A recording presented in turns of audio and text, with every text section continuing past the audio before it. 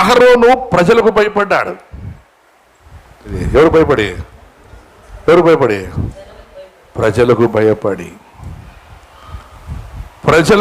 ఈరోజు చాలా చర్చిల్లో పాస్టర్లు ప్రజలకు భయపడి సేవ చేస్తున్నారే కానీ దేవునికి భయపడి సేవ చేసేవాడు చాలా అరుదు.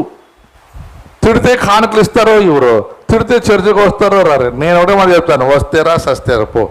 నీకే కష్టం, నాకేం కష్టం లేదు. నన్ను పిలిచిన దేవుడు నమ్మదగిన వాడు. నువ్వు ఉంటే ఎంతకాలం ఉంటావు, పోతే ఎంతకాలం పోతావు. అహరోనికి ఏమైందంటే భయమైంది.